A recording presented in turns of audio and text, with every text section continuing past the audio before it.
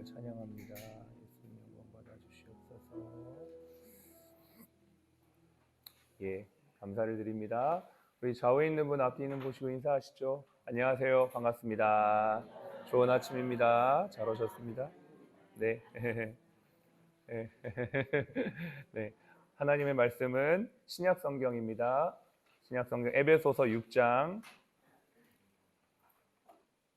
제가 가진 성경 신약 316페이지입니다. 에베소서 6장 5절부터 9절까지 있는 말씀 함께 보겠습니다. 316페이지 신약 성경 에베소서 6장 5절부터 9절까지 있는 말씀입니다. 네.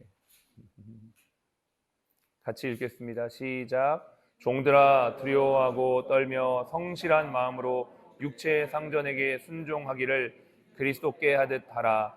눈가림만 하여 사람을 기쁘게 하는 자처럼 하지 말고 그리스도의 종들처럼 마음으로 하나님의 뜻을 행하고 기쁜 마음으로 섬기기를 주께 하듯 하고 사람들에게 하듯 하지 말라. 이는 각 사람이 무슨 선을 행하든지 종이나 자유인이나 주께로부터 그대로 받을 줄을 알미라. 상전들아 너희도 그들에게 이와 같이 하고 위협을 그치라.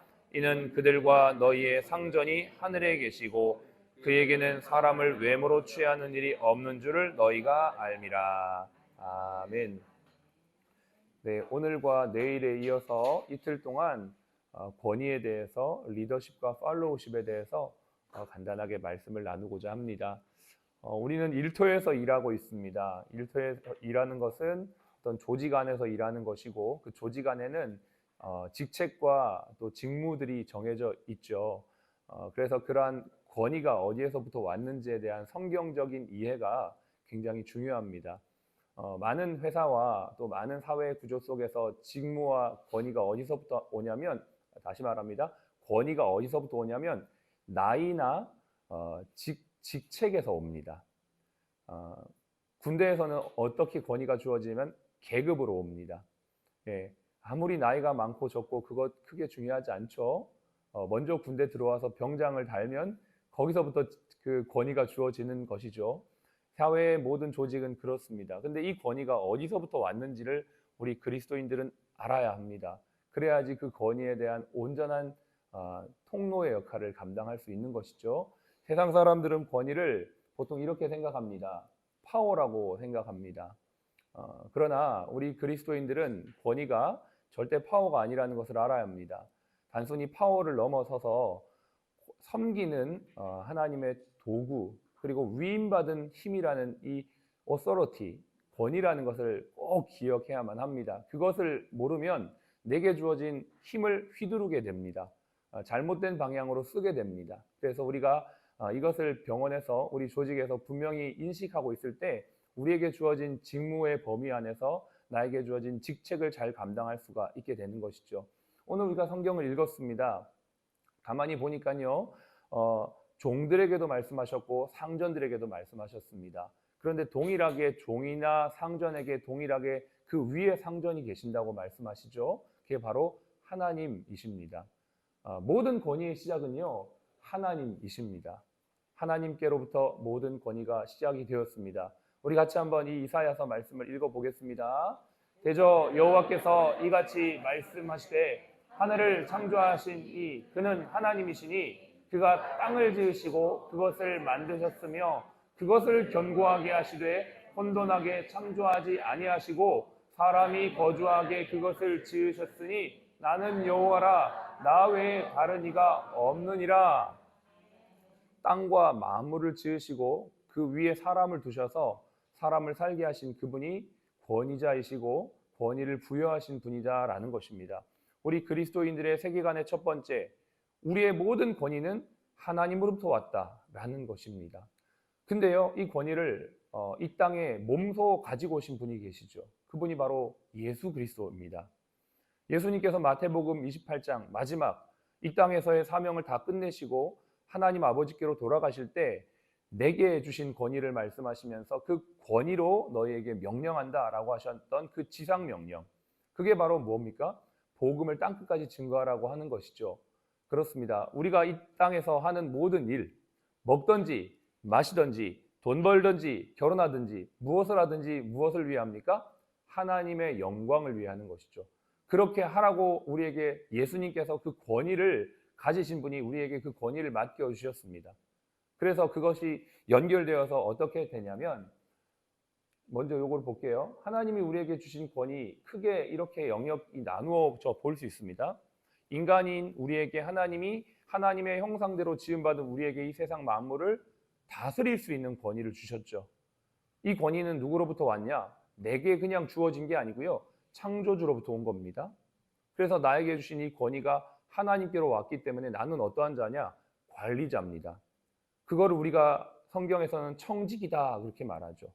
하나님께서 나에게 주신 권위를 가지고 그 권위의 영역 안에서의 일을 성실히 감당하는 직무, 그게 바로 청지기입니다. 두 번째 권위는요, 남편과 아내 안에서에 있습니다. 하나님께서 가정이라는 최소 단위의 하나님 예배하는 천국을 만드시면서 그 안에서의 권위를 누구에게 먼저 부여해 주셨냐면 남편에게 주셨습니다. 근데 그 남편의 권위는 무엇이냐면 아내를, 가정을 책임지고 부양하는 것입니다. 그 권위로 휘두르고 남편이 막 자기 어떤 것들을 주장하는 것이 아니고요, 아내, 연약한 아내와 자녀들을 보호하는 그 권위를 감당하는 것이 바로 남편에게 주어진 권위라는 것이죠. 다음은요, 부모와 자녀입니다. 요즘에 자녀들이 너무나 이렇게 어떻게 보면 시대적으로도 그렇고요, 이게 너무 이렇게 부모님들에 대해서 이렇게 쉽게 생각하는 경향들이 있는 것 같아요. 부모님을 편하게 생각하고 이제 친밀하게 여기는 건 좋은데, 그것이 너무나 쉽게 부모님의 권위까지 이렇게 이제 뭐랄까요, 이렇게 넘어가는 그런 경우들이 있죠. 그리고 심지어는 스스로 부모님들이 자신의 권위를 아예 내려놓는 경우도 있는 것을 봅니다. 사실은 근데 성경은 그렇게 말하지 않습니다. 부모는 하나님의 대리인이고 하나님을 섬기듯이 부모를 섬길 때 곧 그것이 하나님을 섬기는 것이다라고 성경은 분명히 말하고 있습니다. 뭐 일례로 저희 집은 어릴 때부터 아이들에게 아빠 엄마라고 하는 말을 하지 못하게 했습니다. 아버지 어머니라고 부르게 했어요. 깜짝 놀랍니다. 저희 막내딸이 10살인데요. 어디 마트 같은 데 가가지고 저를 불러요. 아버지 이러면 주변에서 다 쳐다봐요. 무슨 저런 조그만 꼬맹이가 아버지라고 부르나. 그런 하는데요. 그렇다고 딸아이하고 저하고 친밀하지 않는 건 아니에요. 굉장히 친밀하고요. 그렇지만 그런 과정 가운데 호칭에서부터 어떻게 보면 그런 내가 권위주의를 하는 게 아니고 그런 질서를 잘 잡아가는 것들이 나중에 아이들을 교육하는 데 있어서 큰 유익이 되는 것들을 보게 됩니다. 그러한 어떤 권위를 하나님이 부모에게 주셨다는 것이죠. 그리고 더 크게는 국가와 국민 사이에서의 권위입니다. 로마서 13장에 보면 각 사람은 위에 있는 권세들에게 복종하라. 권세는 하나님으로부터 나지 않음이 없나니 모든 권세는 다 하나님이 정하신 바라. 나라의 권세의 주인은 하나님이십니다. 대통령을 세우고 위정자를 세우는 것은 하나님이 행하신 것입니다. 그래서 하나님은 국가의 권위를 하나님이 부여하셨고 국민인 우리는 그 국가의 권위에 순종해야 될 책임이 있는 것이죠. 성경은 분명히 이것을 가르칩니다. 나라를 전복하거나 국가 권위에 이렇게 하라고 하지 않습니다. 최대한 그 질서에 순종하면서 그 질서를 유지하는 것이 그리스도인의 책무입니다. 우리가 이것을 보면 세상의 어떤 여러 가지 일들이 잘 분별이 될 줄로 압니다. 그리고 하나님께서 우리에게 주신 권위가 이제 영적 지도자, 신자, 이것은 이제 교회 안에서의 권위입니다. 하나님께서 영적 지도자들을 양떼를 맡기면서 자기를 경성하는 것처럼 돌보라, 자기의 기도 제목처럼 자기의 영혼처럼 양떼들을 돌보라. 베드로에게도 그렇게 말씀하셨죠. 내 양을 먹이고 치고 관리하는 그것이 바로 영적 지도자의 책무입니다. 그리고 그 영적 지도자의 말씀을 따라가는 신자들은 그 가르침에 온전히 반응하고 순종하는 것, 그것이 제 질서 안에서의, 교회 안에서의 권위 구조이고요. 마지막으로 회사에서의 권위 구조가 바로 이와 같습니다. 우리가 읽었던 이 본문에 있는 말씀이죠. 고용주와 고용인에 대한 말씀입니다. 고용인은 해야 될 것이 있습니다. 지금 내가 소속되어 있는 이곳에 내가 고용당해 있다는 것을 기억하면서 무슨 일을 하든지 그 고용한 그분, 내게 있는 그 상관에게 순종하며 최선을 다하는 것이 우리가 해야 될 일입니다. 그러나 리더들, 고용자들은 이 사람들을 하나님이 나에게 맡기신 사람이라고 생각하고 또 책임감을 가지고 그들에게 위협이나 그런 억압적 태도가 아닌 섬기는 마음으로 정말 양떼를 돌보는 마음까지는 아니겠지만 그런 어떤 마음으로 밑에 있는 직원들, 함께 일하는 동료들을 바라봐야 된다라고 성경은 가르쳐주고 있는 것이죠. 이러한 관계들이 잘 설정이 될 때 권위구조 안에서 아름다운 일터가 되어지는 것입니다. 특별히 이 부분에 대한 얘기를 조금 더 깊이 하자면요. 권위의 범위가 하나님이 부여하신 영역에 한정됩니다. 우리에게 있는 이 직장 안에서, 한 부서 안에서의 그 영역 범위가 정해져 있다는 것입니다. 그걸 넘어서 할 수는 없는 것이죠. 위임된 권위는 자율적이 아닙니다. 이게 무슨 말이냐면요. 고린도서 4장 2절에 보면 맡은 자에게 구할 것은 충성이다 이랬습니다. 충성이라고 하는 말의 영어를 보니까요. faithful이라고 돼 있어요. 충성이라는 것은 어떤 실적이나 열매를 내는 것 이전에 성실함을 말합니다. 나에게 주어진 일에 대해서 정직하게 최선을 다하는 자세를 말합니다. 그게 충성입니다. 하나님이 우리에게 원하시는 것은 많은 열매보다 더 중요한 것이 있어요. 성실하게, 신실하게 감당하는 겁니다. 믿을만 해야 합니다. 전화를 했는데 갑자기 전화가 안 된다든지 갑자기 이 사람의 동선이 파악이 안 된다든지 그렇게 되면 성실한 모습이 아닐 수 있는 겁니다.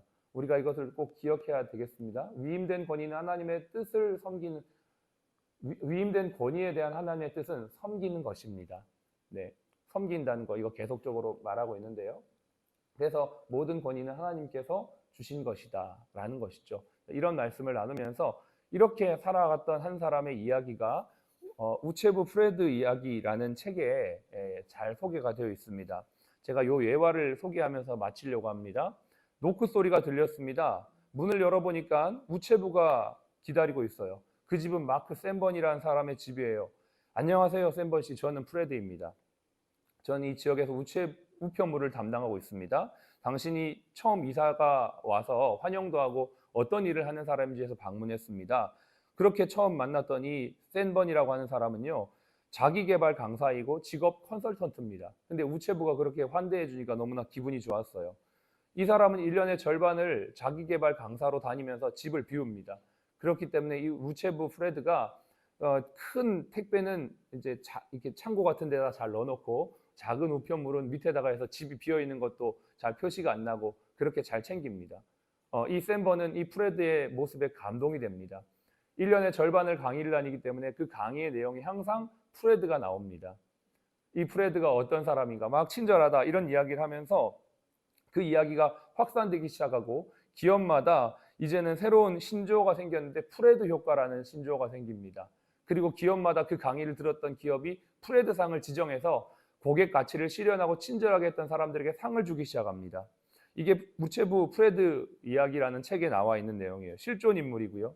이 사람은 모든 일을 그렇게 했습니다. 심지어는 비번인 날에도 자신이 하는 그 지역의 사람들을 찾아가고 인사하고 같이 이렇게 교제하고 소통하면서 사람에 대한 진정한 관심과 배려를 가졌던 것이죠. 사람들이 그에게 묻습니다. 인터뷰를 합니다. 왜 그렇게 일하십니까? 질문을 하니까 프레드가 대답합니다. 나는 매일 행복하고 싶습니다. 나 자신에 대해 뿌듯함과 자부심을 느끼고 싶습니다.